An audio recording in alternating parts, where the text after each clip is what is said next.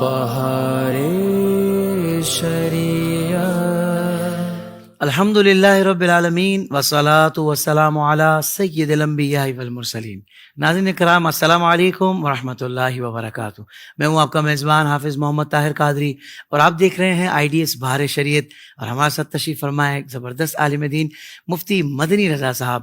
مفتی صاحب السلام علیکم۔ وعلیکم السلام۔ بہت سارے سوالات لے کر آج بھی ہم حاضر ہیں، آپ کی اجازت ہے تو پھر آغاز کیا جائے۔ ناظرین کرام، اس سے پہلے کہ میں سوالات کا آغاز کروں، اسکرین پر جو نمبرز آ رہے ہیں، اگر آپ بھی کوئی مسئلہ پوچھنا چاہتے ہیں تو جلدی سے میسج ٹائپ کیجیے، ٹائپ کر کے آپ نے بھیجنا ہے اسکرین پر دیے ہوئے نمبرز پہ، تو انشاءاللہ ہم کوشش کریں گے کہ مفتی صاحب کے سامنے وہ مسئلہ بھی رکھا جائے اور اس کا بھی شرعی رہنمائی میں جواب طلب کیا جائے۔ ناظرین کرام، اور ساتھ ہی ساتھ ہمارے جو چینل ہے IDS بہار شریعت، اس کو یوٹیوب چینل کو سبسکرائب کر لیں، نوٹیفیکیشن بیل آئیکن کو پریس کر لیں، اور دیگر سوشل پلیٹ فارمز پہ جو ہمارے پیجز ہیں ان کو بھی لائک اینڈ فالو کر لیں۔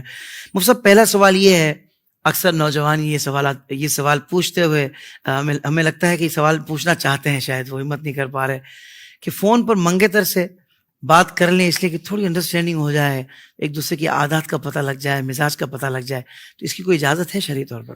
لیکن جب کسی خاتون سے منگنی ہوتی ہے تو یہ منگنی نکاح کا وعدہ ہے، نکاح نہیں ہے، اور جب تک نکاح کا وعدہ ہے تب تک وہ نامحرم ہی ہے۔ صحیح۔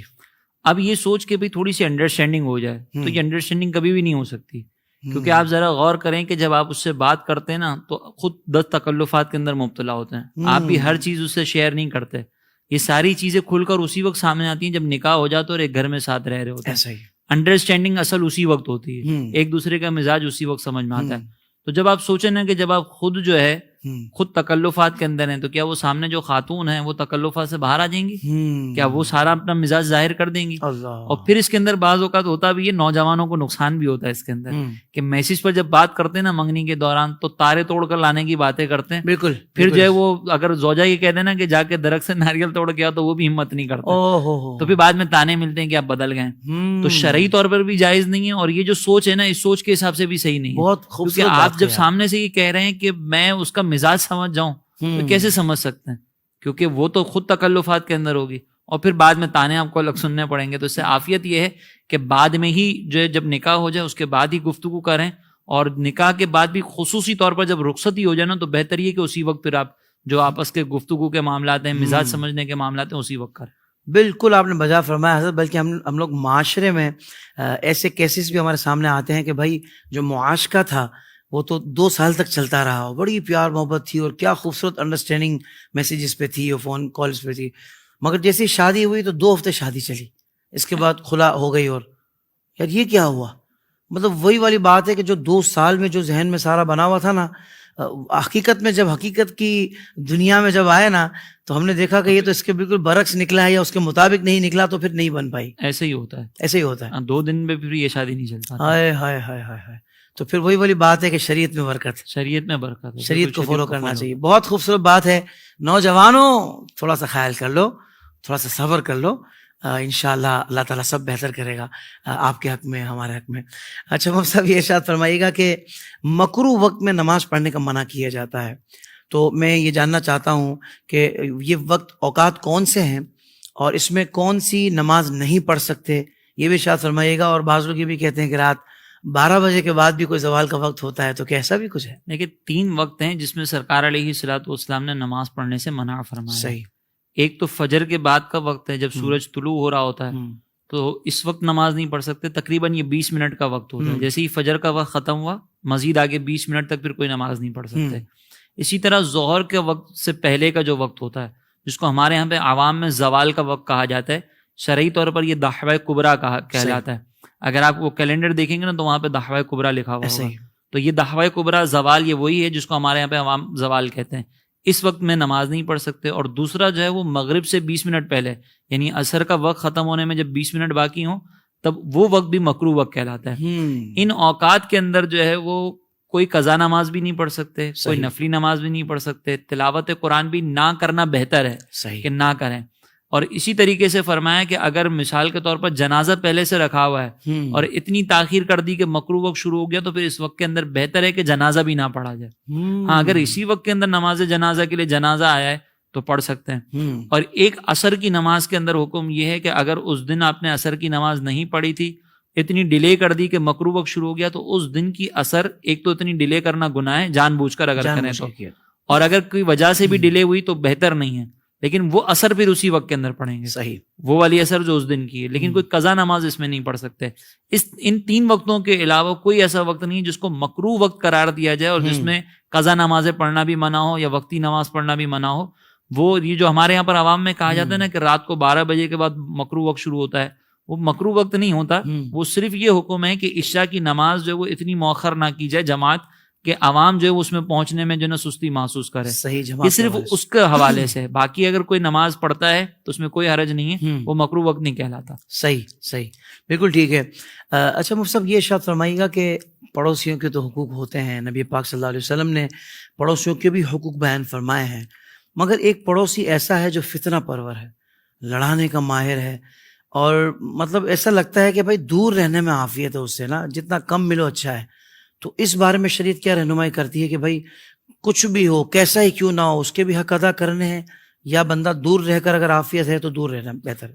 دیکھیں, حقوق کی ادائیگی کے اندر یہ نہیں ہے کہ آپ 24 گھنٹے اس کے ساتھ بیٹھے رہیں, صحیح, اس کے ساتھ گیدرنگ لگائیں. یہ سارے حقوق کی ادائیگی میں نہیں شامل ہوتے. حقوق کی ادائیگی میں بس یہ ہوتا ہے کہ اگر وہ بھوکا ہے اس کو کھانا کھلا دیا, اگر وہ بیمار ہے اس کو کوئی پوچھنے والا نہیں ہے, آپ نے ساتھ دے دیا. تو یہ اگر فتنہ پرور بھی کوئی ہو اور مشکل وقت میں آپ اس کا ساتھ دے رہے ہیں اور آپ کو لگتا ہے کہ ساتھ دینے میں فتنہ نہیں ہے تو دے دیں. بہت اچھا. باقی اس کے علاوہ آپ کو لگتا ہے کہ اگر میں اس کے ساتھ بیٹھوں گا تو یہ میرے گھر میں بھی جھگڑے کروا دے گا, اس کی صحبت میرے بچوں کے لیے بھی بری ہوگی, تو پھر اس سے دور رہیں. آپ صرف جو ضروریات ہوں اس کو اگر کہیں محتاجی ہو رہی ہو آپ کی تو آپ اس کا ساتھ دے دیں, یہ حقوق ادا ہو جائیں گے. اور بالفرض اگر آپ کو ایسا لگتا ہے کہ میرے ساتھ دینا بھی ضروری نہیں ہے اور اگر میں دینے جاؤں گا تو پرابلم ہو جائیں گی, یعنی اس کے اپنے بھائی وغیرہ ہیں وہ لے کر جا سکتے ہیں, اس کو کھانے پینے کا کوئی ایسا پرابلم نہیں ہے, تو آپ جتنا دور رہنا چاہیں اس سے بہتر ہے کہ دور رہیں. خاص طور پر جب وہ پڑوسی ایسا ہو کہ جو آپ کے گھر میں فتنے عقیدے کی صورت میں, عمل کی صورت میں لے کر آ رہا ہو, تو پھر تو اس سے اجتناب کرنا ہی بہتر ہے. کیونکہ سرکار علیہ الصلوۃ والسلام نے بد عقیدہ لوگوں کے بارے میں نہیں, سرکار نے فرمایا کہ میری امت کے جو مجوسی ہیں وہ قدریہ فرقے والے ہیں, قدریہ جبریہ, جو تقدیر کا انکار کرتے تھے. تو ان سرکار علیہ السلام نے فرمایا کہ بیمار پڑیں تو ان کی عیادت نہ کرو, یہ مر جائیں تو ان کے جنازے میں نہ جاؤ. تو یہ بھی قریب کے لوگ ہی ہیں نا جس کے بارے میں سرکار نے فرمایا. تو اگر کسی کی طرف سے بگاڑ کا کوئی بڑے لیول پر اندیشہ ہو تو پھر اس سے اجتناب کرنے میں کوئی حرج نہیں, یہ قطع تعلقی میں نہیں آتا. ضرورت کی حد تک آپ بس تعلق رکھیں, اس میں کوئی مسئلہ نہیں ہے. سبحان اللہ, سبحان اللہ.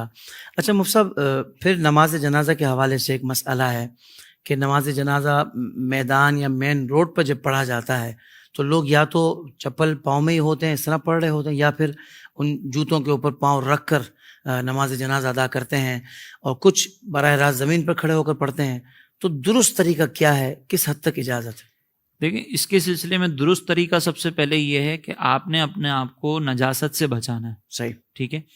اب اگر آپ روڈ پر نماز پڑھ رہے ہیں تو پہلے بات یہ ذہن میں رکھیے گا کہ روڈ کے بارے میں صرف یہ گمان کی ناپاک ہوگی, اس گمان سے وہ روڈ ناپاک نہیں ہو جاتی. صحیح. جب تک کہ آپ کو یقین نہ ہو کہ جس جگہ پہ میں کھڑا ہوں وہ جگہ ناپاک ہے. اور یقین کی کیفیت کیا ہوگی کہ اگر آپ سے کوئی کہے نا کہ قسم کھا کے کہو گے یہ ناپاک ہے, اور آپ کہیں کہ ہاں میں قسم کھا کے کہتا ہوں کیونکہ میں نے خود دیکھا یہاں پہ ناپاکی لگتے ہوئے, یہ یقین کی کیفیت چاہیے. اگر یہ یقین کی کیفیت نہیں ہے تو وہ روڈ پاک ہے, ہمارے گمان سے وہ ناپاک نہیں ہوگی. بہت اچھا. اب اگر کوئی مثال کے طور پر براہ راست اس پہ کھڑا ہو رہا ہے, اگر کوئی چپل پہن کے اس پہ کھڑا ہو رہا ہے, تو یہ ساری صورتیں ہی درست ہیں. لیکن چپل پہن کر کھڑے ہونے میں ضروری ہے کہ آپ کی چپل بھی پھر ناپاک نہ ہو. اگر چپل ناپاک ہے, مثال کے طور پر کہیں جا رہے تھے, گٹر والا پانی لگ گیا, آپ نے اس کو پاک ہی نہیں کیا, یا بعضوں کا چپل کے تلووں کے اوپر جو نجاست لگ جاتی ہے, تو اب چپل پہن کر نماز پڑھنے کی اجازت نہیں ہوگی. اس کے اوپر اس کے اوپر کھڑے ہونے کا حکم یہ ہے کہ اگر آپ اس کے اوپر کھڑے ہو رہے ہیں اور تلوے پر نجاست لگی ہوئی ہے تو اوپر کھڑے ہونے میں کوئی حرج نہیں, کیونکہ وہ نجاست آپ تک نہیں پہنچ رہی. اگر نجاست آپ تک پہنچتی تو پرابلم ہوتا نا, پہن کر کھڑے ہونے میں تو پرابلم ہے, لیکن اوپر کھڑے ہونے میں پرابلم نہیں. کھڑے ہونے میں بھی تو نجاست نہیں پہنچتی, لیکن وہ ہمارا لباس بن گیا نا, پھر وہ ہمارا لباس بن جائے گا اگر ہم پہن کے کھڑے ہوں گے. لیکن جب ہم اوپر کھڑے ہیں تو وہ لباس نہیں, بیچ میں رکاوٹ ہے نجاست کے سلسلے میں. صحیح. اب یہاں پہ خلاصہ یہ ہے کہ بس آپ یہ دیکھیں کہ نجاست سے بچنا کیسے. اگر نجاست سے بچنے کے لیے کوئی اہتمام آپ کرتے ہیں تینوں میں سے کوئی بھی, تو اس میں کوئی قباحت نہیں, آپ تینوں طریقے اختیار کر سکتے ہیں. بالکل ٹھیک ہے. مفتی صاحب یہ بھی ارشاد فرمائیں کہ بعض اوقات دکاندار حضرات اپنی دکان کے باہر ٹھیلا وغیرہ جو لوگ لگاتے ہیں ان سے کرایہ وصول کرتے ہیں، تو کیا اس کی اجازت ہے؟ کیونکہ بیسیکلی تو وہ دکان جو ہے اس کے مالک ہوں گے، لیکن باہر جو فٹ پاتھ ہے وہاں ٹھیلا اگر لگا رہے ہیں، بے شک ان کی دکان کے سامنے لگا رہے ہیں، تو کیا شرعی طور پر اس کی اجازت ہے کہ اس جگہ کا کرایہ وہ لے سکیں؟ دیکھیں یہ جو فٹ پاتھ وغیرہ ہوتی ہیں نا، یہ دکاندار کی ملکیت میں نہیں ہوتی. اگرچہ وہ اس کا حق ہے کہ وہاں سے وہ جو گزرگاہ ہوگی اس کی، اس کا حق ضرور ہے، لیکن اس کی ملکیت میں نہیں ہے. جس طریقے سے دکاندار کا حق ہے وہاں پہ رہنا، اسی طریقے سے دوسروں کا گزرنا بھی وہ حق ہے کہ وہاں سے وہ گزریں. تو فٹ پاتھ کسی کی ملکیت میں نہیں ہے، یہ گورنمنٹ کی ملکیت میں ہوگی، اداروں کی ملکیت میں ہوگی. اب اگر یہ کہتے ہیں نا کہ تم میری دکان کے سامنے لگا رہے ہو اس لیے میں تم سے کرایہ لے رہا ہوں، تو اس کا یہ کرایہ لینا بھی درست نہیں ہے، کیونکہ وہ اس کی ملکیت میں موجود نہیں ہے جگہ. اس لیے جو ہمارے یہاں پر دکاندار بعض اوقات یہ ٹھیلے والوں کو پریشان کرتے ہیں، ان کو لگانے نہیں دیتے. اولاً تو وہ ٹھیلے والوں کو بھی لگانا اگر قانونی طور پر منع ہے تو وہ لگا بھی نہیں سکتے، لیکن وہ ایک الگ مسئلہ ہے. آپ کا کرایہ وصول کرنا جو نا یہ درست نہیں ہے. آپ کا جو انکم ہے نا اس کرایہ کے تھرو وہ ناجائز ہوگی. صحیح. ٹھیلے والا وہاں پر لگا کے اپنی چیز اگر جائز طریقے سے بیچ رہے اس کی انکم ناجائز نہیں ہوگی، وہ وہاں پہ لگانے کے بعد گناہ گار ہوگا، لیکن آپ کی تو انکم ناجائز ہے، اس لیے یہ طریقہ کار درست نہیں ہے. بلکہ ہم نے تو حضرت ایسا بھی دیکھا ہے کہ مثال کوئی شخص دکان کرائے پہ لینے گیا تو دکان کے مالک نے کہا کہ دیکھیں اس کا کرایہ مثال 2 لاکھ روپے ہے، تو اس میں اگر آپ باہر ٹھیلا لگانے کی اجازت دیں گے تو 50,000 تو آپ کو وہاں سے آ جائیں گے، باقی آپ کو 1.5 لاکھ روپے نکالنے ہوں گے. یعنی باقاعدہ طے شدہ ہوتا ہے کہ بھائی اس طریقے سے کرایہ آپ کا مکمل ہو جائے گا. لیکن یہ ساری صورتیں غلط ہے نا. اگر کوئی اس طریقے سے لے رہا ہے رینٹ پر تو بھائی آپ کو تو 2 لاکھ رینٹ پر لے رہے ہیں، آپ اپنے 50,000 نکالنے کے لیے کسی اور کو کیوں آزمائش میں ڈال رہے ہیں؟ تو یہ بہرحال شرعی طور پر اس کی اجازت نہیں ہے. کسی بھی طریقے سے گھما پھرا کر آپ کر لیں. ہاں دکان کے اندر اگر آپ اجازت دے رہے ہیں کسی کو تو وہ ایک الگ مسئلہ ہے کہ وہ اب آپ کی ملکیت میں، لیکن باہر اجازت نہیں دے سکتے. اور اب ٹھیلے والوں پر اگر بات آ جائے کہ بھائی ان کے لیے اس راستے پر کہ جہاں سے لوگوں کا گزر ہوتا ہے وہاں ان کے لیے ٹھیلا لگانا درست ہے؟ نہیں، یہ بھی قانونی طور پر منع ہوتا ہے، اس وجہ سے یہ گناہ گار ہوں گے. اور پھر یہ وہ حضرات ہوتے ہیں کہ کہتے ہیں کہ اگر قانونی طور پر جب ان کے ساتھ کوئی سختی کی جاتی ہے تو پھر کہتے ہیں کہ ہمارا تو وہ روزگار آپ نے وہ خراب کر دیا. جی تو بالکل، یہ درست نہیں ہے. اچھا، دکانداروں کے لیے میں ایک اور چیز یہ ذکر کر دوں کہ بعض اوقات وہ جگہ کے رینٹ نہیں لے رہے ہوتے ہیں، دکان سے بجلی دے رہے ہوتے ہیں اور اس کا رینٹ لے رہے ہوتے ہیں. اچھا، اس کی شرعی طور پر اجازت ہے کہ آپ بجلی کے پیسے لے رہے ہیں کہ بھائی میری دکان کی بجلی آپ یوز کرو گے، وہ آپ مجھے پیسے دے دینا. اس کی اجازت ہے. شرط یہ کہ وہ بجلی کے ہی ہوں. ہاں، وہ بجلی کے ہی ہوں، ہونے بجلی کے چاہیے. اللہ اکبر. میرے ذہن میں گمان آیا کہ آپ شاید فرما رہے، تو میں نے کہا کہ شرعی ہیلا تو نہیں ہے اس کا. نہیں، وہ ہونے بجلی کے ہی چاہیے. بجلی کے ہی لے سکتا ہے، بجلی کے ہی لے سکتا ہے. بالکل ٹھیک ہے. مصعب صاحب یہ تھا بالخصوص نماز کے حوالے سے اور نماز جماعت کے حوالے سے کہ جماعت میں اگر کوئی رکعت نکل جائے اور امام صاحب رکوع سے اٹھ جائیں تو اس میں کس طرح شامل ہوں؟ کیونکہ ہم نے دیکھا ہے کہ لوگ دوڑ کے بھی آ رہے ہوتے ہیں اور اتنی دھمک مسجد میں پیدا ہو رہی ہوتی ہے، بعض اوقات دل بھی گھبراتا ہے کہ یار ہوا کیا اچانک سے. پتہ لگا کہ نماز میں شامل ہونے کے لیے دوڑ لگائی تھی لوگوں نے. ایک تو یہ مسئلہ ہے. دوسرا مسئلہ یہ ہے کہ بعض اوقات لوگ جیسے امام صاحب سجدے میں ہیں تو اب وہ جو نماز میں شامل ہونے کے لیے آیا ہے نا دیر سے، وہ یہ دیکھتا ہے کہ بھائی سجدے میں تو بولا دونوں سجدے ہو جائیں نا پھر میں شامل ہوں، تو اس میں شامل ہونے کا کیا طریقہ ہونا چاہیے؟ دونوں کا جواب ارشاد فرمائیں. دیکھیں اس سلسلے میں نبی کریم علیہ الصلوۃ والسلام کی روایت ہے، بخاری شریف کی ایک روایت ہے. ابو قتادہ رضی اللہ تعالیٰ عنہ کہتے ہیں کہ ایک مرتبہ کچھ صحابہ جو ہے وہ دوڑ کر مسجد میں آئے اور نماز میں شرکت کی. تو جب نماز ختم ہوئی نا تو سرکار علیہ الصلوۃ والسلام نے ان سے پوچھا کہ کیا معاملہ تھا تمہارے ساتھ؟ تو انہوں نے عرض کی کہ یا رسول اللہ ہم آپ کے ساتھ نماز میں شامل ہونا چاہ رہے تھے. تو سرکار علیہ السلام نے ان سے فرمایا کہ جب تم نماز کے لیے آؤ تو اپنے آپ کو اطمینان کے ساتھ مسجد میں پہنچو، اس میں دوڑ نہ لگاؤ. صراحتاً سرکار نے منع فرمایا. صحیح. اور فرمایا کہ جس نماز کی جس رکن میں تم نماز امام کو پالو وہ نماز امام کے ساتھ ادا کرو، اور جو فوت ہو جائے وہ تم بعد میں ادا کرو. صحیح. تو اس کا مطلب یہ ہے کہ ایک تو اطمینان کے ساتھ مسجد میں جائیں، تسلی کے ساتھ مسجد میں جائیں، اور اس انداز سے دوڑ نہ لگائیں کہ آپ کو دیکھ کر جو ہے نا وہ لوگوں کو یہ لگے کہ یار یہ تو وقاری مجروح ہو رہا ہے. اور اس میں دوسری حکمت یہ کہ دوڑ کے جائیں گے تو چوٹ وغیرہ لگ سکتی ہے. اور ایک اور روایت میں سرکار علیہ السلام نے اس کی حکمت خود بیان فرمائی. سرکار نے فرمایا کہ تم جب نماز کے ارادے سے چلے ہو تو ایسا ہے کہ جیسے تم نماز میں ہو. تو اب یہ نماز کا بھی ایک ادب ہے کہ اس میں دوڑنا لگائی جائے، اس میں بھی وقار نظر آنا چاہیے.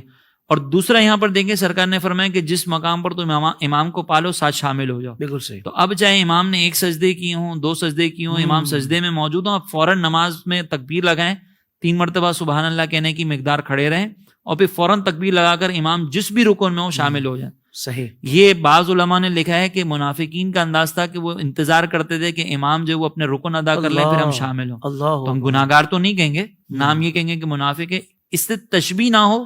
اس لیے علماء کہتے ہیں کہ بہتر یہ ہے کہ جا کے سجدے میں ملاقات مل جائے امام کے ساتھ. اور رکعت چونکہ وہ رکوع اس کو نہیں ملا تو رکعت تو نکل چکی تھی، تو یہ رکعت بعد میں بھی ادا کر لے. اس کا فائدہ یہ ہوگا کہ اس کو ایک اضافی سجدہ کرنے کا موقع مل گیا. سبحان اللہ سبحان اللہ، بہت خوبصورت. مفتی صاحب یہ ارشاد فرمائیے گا کہ کچھ مقامات پر دعا کے وقت اس طرح اعلان کیا جاتا ہے کہ بھئی رو رو کر دعا مانگیں، اور اگر رونا نہ آئے تو رونے والوں جیسی شکل بنا لیں. تو حضرت کوئی اس کی فضیلت آتی ہے اس حوالے سے جو اس میں بیان کیا گیا؟ دیکھیں دعا میں جو نا وہ رونا یہ قبولیت کی علامت ہمارے فقہا نے لکھا ہے کہ یہ قبولیت کی علامت ہے. اب یہ رونے جیسی شکل کا جو تصور ہے نا یہ ہمیں روایات سے ملتا ہے. شعب الایمان کی روایت ہے، نبی کریم علیہ الصلوۃ والسلام جو وہ سورہ تکاثر کی تلاوت کر رہے تھے، تو سرکار نے فرمایا کہ جب میں اس کی تلاوت کروں اور کوئی اس کی تلاوت سنتے ہوئے رو دیا تو اس کے لیے جنت واجب ہے. اللہ. تو جب سرکار علیہ السلام نے تلاوت فرمائی نا تو بعض صحابہ کو تو رونا آ گیا، بعض صحابہ نہ رو سکے، تو انہوں نے سرکار کی بارگاہ میں عرض کی کہ حضور ہم نے بڑی کوشش کی لیکن ہمیں رونا نہیں آیا، تو ہم کیا کریں؟ تو سرکار علیہ السلام نے فرمایا کہ میں دوبارہ تلاوت کرتا ہوں، جس کو رونا آ گیا اس کے لیے تو جنت واجب ہے، اور جس کو رونا نہ آئے وہ رونے جیسی شکل اختیار کر لے. اللہ. تو پھر صحابہ کرام نے رونے جیسی شکل اختیار کر لی. اللہ. تو اس روایت سے یہ ثبوت ملتا ہے کہ کہیں پر اگر رونے کی فضیلت کا تذکرہ ہے اور وہاں پر انسان کو رونا نہیں آتا تو وہ رونے والوں کی شکل اختیار کر لے گا، تو امید ہے انشاءاللہ کہ اس کو وہ فضیلت حاصل ہو جائے گی، وہ برکتیں کچھ نہ کچھ اس کو مل جائیں گی. اور یہ بھی ویسے بھی کہا جاتا ہے نا کہ اچھوں کی نقل اچھی ہوتی ہے. اللہ. تو وہ اسی سینس میں کہا جاتا ہے کہ انشاءاللہ ان کی نقل اتاریں گے، ان کا انداز اختیار کریں گے تو اللہ تعالیٰ میں ان کی برکتیں بھی عطا فرما دیں. اللہ اکبر سبحان اللہ. ساتھ ہی یہ بھی ارشاد فرما دیں کہ کسی شخص کو رونا آ رہا ہے اور وہ صرف اس وجہ سے نہیں رو رہا کہ اگر روں گا تو لوگ سمجھیں گے کہ یہ بڑا نیک ہے، اس وجہ سے نہ رونا، اس میں کوئی قباحت ہے؟ دیکھیں بعض اوقات جو ہے نا وہ انسان یہ سوچ فکر اس کے ذہن میں آتی ہے کہ میں لوگ میرے بارے میں کیا سوچیں گے.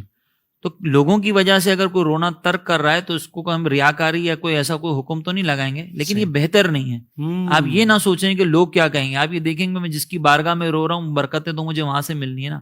آپ نہیں روئیں گے تو بھی لوگ کہیں گے کہ یار بڑا پتھر دل آدمی ہے، آپ روئیں گے تو بھی لوگ تنقید کریں گے. اللہ. تو آپ لوگوں کے کہنے پہ نہ چلیں، ورنہ پھر آپ کو جو ہے نا وہ لوگوں کے کہنے پہ چلیں گے تو زندگی گزارنا مشکل ہو. اللہ اکبر، بہت خوبصورت بات آپ نے ارشاد فرمائی ہے.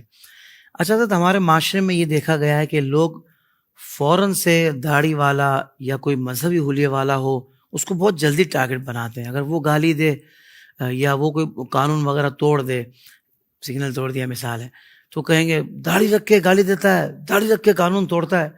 تو یہ داڑھی کو ساتھ ملا کر اور اس طریقے سے، حالانکہ یوں بھی کہہ سکتے ہیں آپ کو قانون نہیں توڑنا چاہیے، آپ ایک مسلمان ہیں یا جو بھی آپ اچھے شہری ہیں، لیکن داڑھی کر کے یہ اس سے کیا ان کی مراد کیا ہوتی ہے؟ اس طرح کہنا درست ہے؟ اس میں دو طرح کے لوگ ہیں.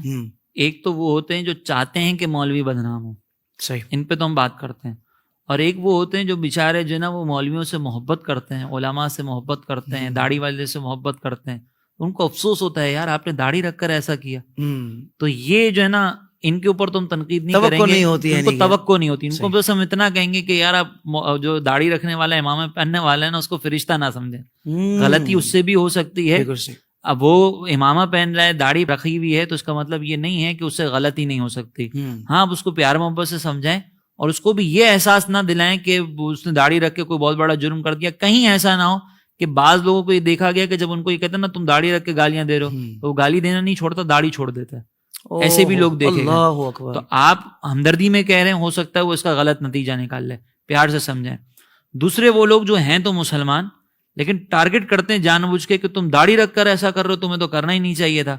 تو بھائی ایسے لوگوں سے ہماری التجا ہے کہ تم مسلمان ہو کر جھوٹ کہہ رہے ہو، تم مسلمان ہو کر گالیاں دے رہے ہو. سرکار علیہ الصلوۃ والسلام نے تو فرمایا کہ مومن کبھی جھوٹا نہیں ہو سکتا، تو تم جھوٹ کہہ رہے ہو.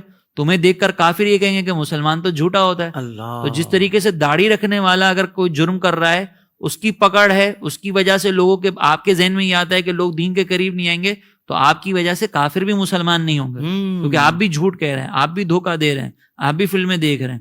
تو اسی لیے مولویوں کو تنقید کا نشانہ بنانے کے لیے یا مولویوں کو ڈیگریڈ کرنے کے لیے جملے اگر کوئی کہہ رہا ہے تو اس کو چاہیے کہ پہلے اپنے گریبان میں جا کے کہ وہ کیا کر رہا ہے، وہ بھی مسلمان ہے، اس سے بھی پوچھ گچھ کی جائے گی. اور وہ داڑھی نہ رکھ کر بڑا مجرم ہو رہا ہے کہ داڑھی والا تو چلو داڑھی تو رکھی بھی ہے نا, وہ صرف گالی دے کر گناہ گار ہو رہا ہے. آپ داڑھی نہ رکھ کے بھی گناہ گار ہو رہے ہیں, آپ نمازیں نہ پڑھ کے بھی گناہ گار ہو رہے ہیں, اور گالی دے کے بھی گناہ گار ہو رہے ہیں. آپ کا جرم زیادہ بڑا ہے. تو پہلے اپنی اصلاح کریں, بعد میں تنقید کریں. بہت اچھے, زبردست, ماشاءاللہ. مفتی صاحب, ایک تو آپ سے سوالات جب ہم کرتے ہیں تو وقت کا نہیں پتہ لگتا, یقین مانیں بہت تیزی سے وقت گزر جاتا ہے اور سوالات ہمارے رہ جاتے ہیں.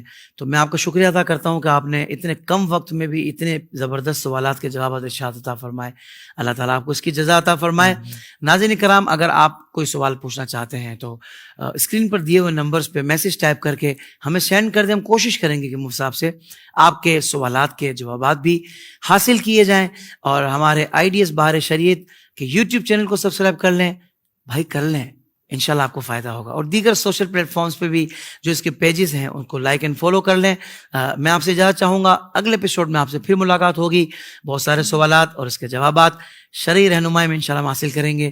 جزاک اللہ خیر. السلام علیکم ورحمۃ اللہ وبرکاتہ.